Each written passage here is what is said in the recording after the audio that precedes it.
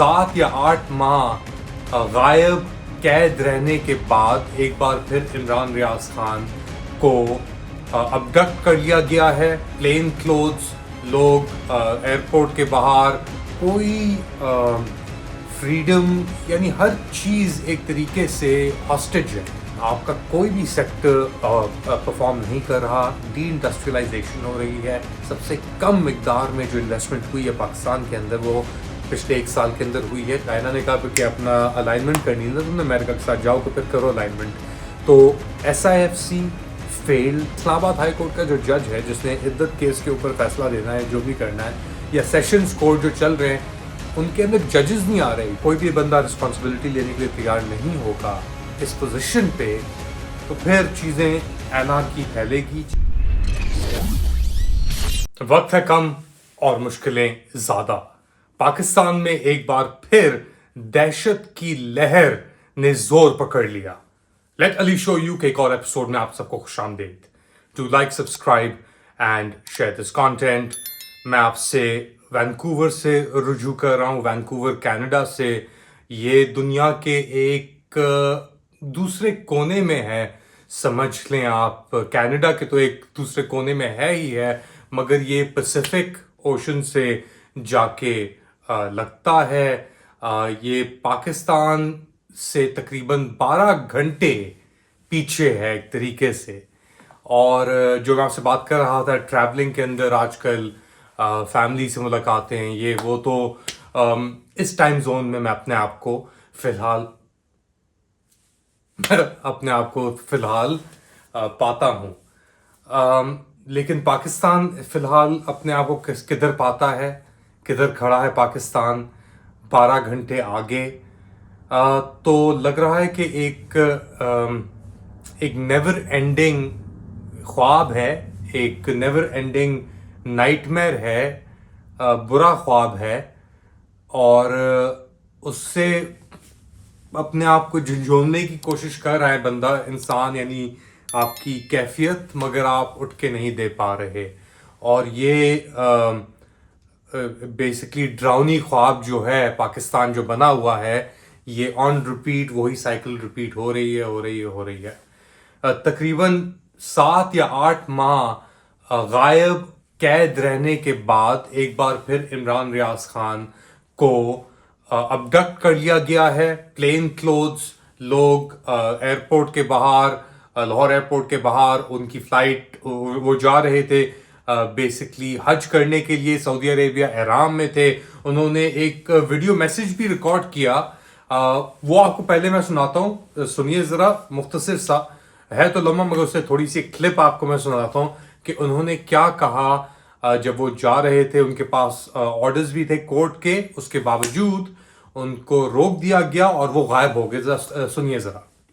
سب لوگ جانتے ہیں کہ میں اس ملک کو کبھی نہیں چھوڑ کے جاؤں گا. میں اس ملک میں رہنا چاہتا ہوں, لیکن میں زندہ بھی رہنا چاہتا ہوں اور آزاد بھی رہنا چاہتا ہوں.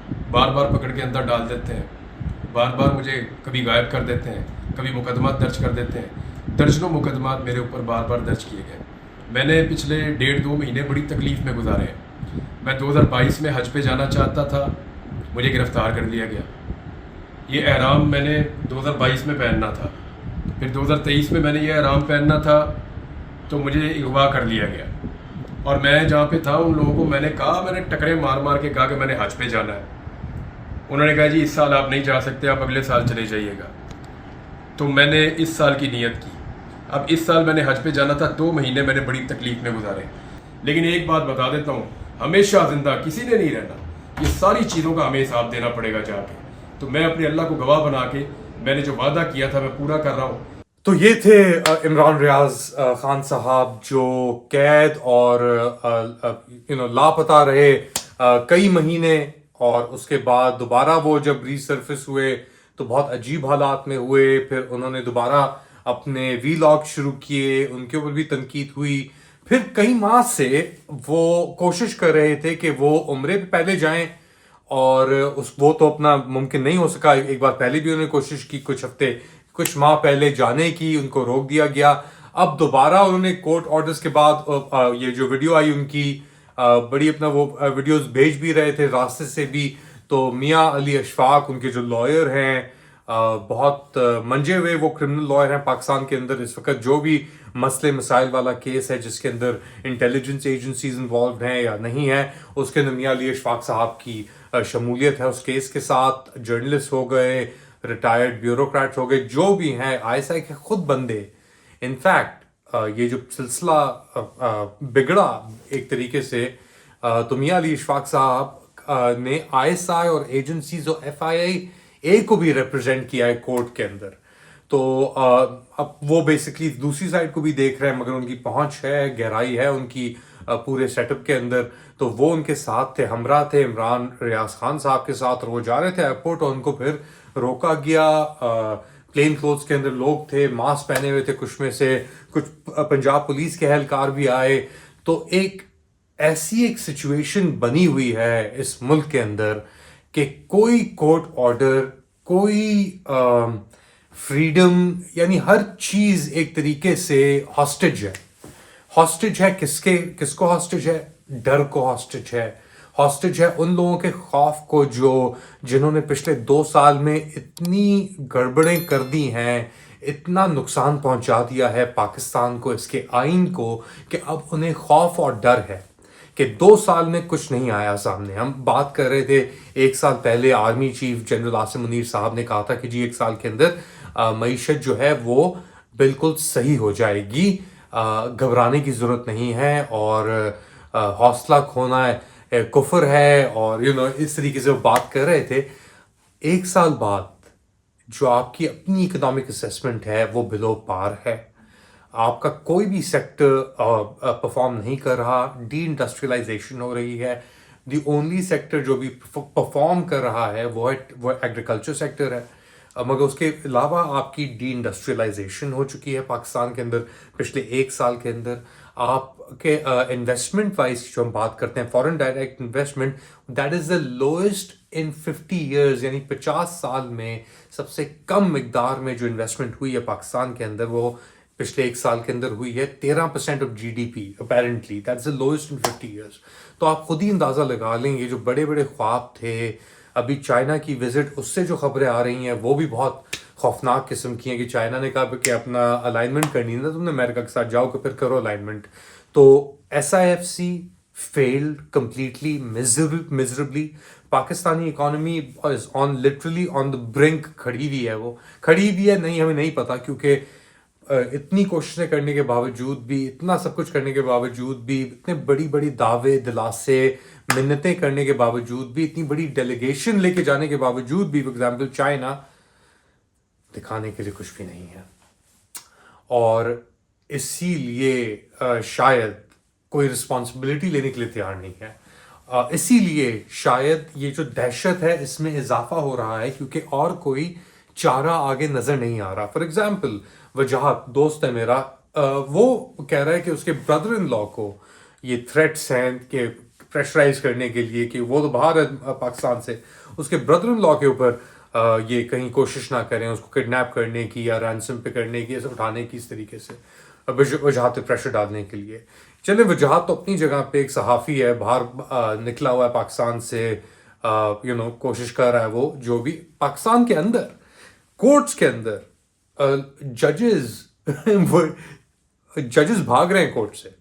فار ایگزامپل اسلام آباد ہائی کورٹ کا جو جج ہے جس نے عدت کیس کے اوپر فیصلہ دینا ہے, جو بھی کرنا ہے, یا سیشنز کورٹ جو چل رہے ہیں, ان کے اندر ججز نہیں آ رہے کہ ان کو فیصلہ, یعنی سلمان اکرم راجہ صاحب جو ہیں ان کی اگر آپ جا کے فالوئنگ دیکھیں, آپ باتیں ان کی اس نے وہ ریپرزینٹ کر رہے ہیں اس چیز کے اندر. تو یہ تو حال ہے جس ملک کے اندر ایک جج, عدلیہ, انصاف, نظام, کرکٹر ہر چیز ہاسٹیج ہو ایک ادارے کی قیادت کے پاس, قیادت کو. تو کس طریقے سے انلیس اس قیادت کے اندر سے چینج آئے, جو اپیرنٹلی پریشر جو بلڈ ہو رہا ہے وہ اسی لیے ہو رہا ہے کیونکہ کوئی بھی چیز چل کے نہیں تھی. انٹیلیجنس ایجنسیز کو بھرپور طریقے سے استعمال کیا گیا, نظام کو اور اچھالنے کے لیے, بگاڑنے کے لیے, مگر کچھ نہیں ہوا اس کا حل. یہ کرپٹڈ لیڈرشپ کو, کمپرومائز لیڈرشپ کو لے کے آئے اس ارادے سے کہ پیسے لے کے آئیں گے, انویسٹمنٹ لے کے آئیں گے, مینج کر پائیں گے, وہ نہیں کر پائے. ان کا یہ ارادہ تھا کہ گلف مونارکیز ان میں پیسے ڈالیں گی، SIFC یہ سب کچھ، وہ بھی نہیں ہوا، وہ پلان بالکل چوپٹ ہو گیا. شاید اس کے اندر یہ اسرائیل غازہ کا بھی کچھ ہاتھ ہو، کیونکہ فوکس اٹینشن پیسہ ادھر چلا گیا سب کچھ، اور جو پیسہ ہاتھ میں تھا وہ اپنے ہولڈ کر کے رکھا ہے، کیونکہ سعودیز یا اماراتیز یا قطریز اس طرح تو آپ کو پیسے نہیں دیں گے. اور اسی طریقے سے چائنا کیوں فیسیلیٹیٹ کرے گا جب آپ نے اتنا ویزبلی اپنے آپ کو الائن کر لیا ہے امریکہ کے ساتھ. تو خیر اینی ویز یہاں پہ اس موڑ پہ، اس چوکھٹ پہ آپ کھڑے ہیں، آپ کا ملک کھڑا ہے، اور کس کو روئیں، کون رسپانسبلٹی لینے کے لیے تیار ہے؟ کوئی نہیں. جنرل عاصم منیر باتیں تو بہت بڑی کرتے ہیں، دہشت تو بہت پھیلائی ہوئی ہے، سب کچھ ہے، مگر ایونچولی رسپانسبلٹی لینے کے لیے وہ تیار نہیں ہے. اور جب تک کوئی بھی بندہ رسپانسبلٹی لینے کے لیے تیار نہیں ہوگا اس پوزیشن پہ، تو پھر چیزیں انارکی پھیلے گی، چیزیں بد سے بدتر ہوتی چلی جائیں گی، اور ایک ضد ایک ملک کو لے ڈوبے گی. یہ میرا تجزیہ ہے، یہ میرا خیال ہے. آپ کا کیا خیال ہے؟ Do let us know in the comment section. Do like, subscribe and share this content. Pakistan کے لیے ہمیشہ دعائیں کرتے رہیں، دعاؤں میں شامل رکھیں، دعاگار رہیں، اور ہمیں بھی شامل رکھیں کہ ہم بھی آپ تک یہ کانٹینٹ اور اپنی آواز، آپ کی آواز اوروں تک اور اس پلیٹ فارم کے ذریعے پہنچاتے رہیں. اللہ حافظ.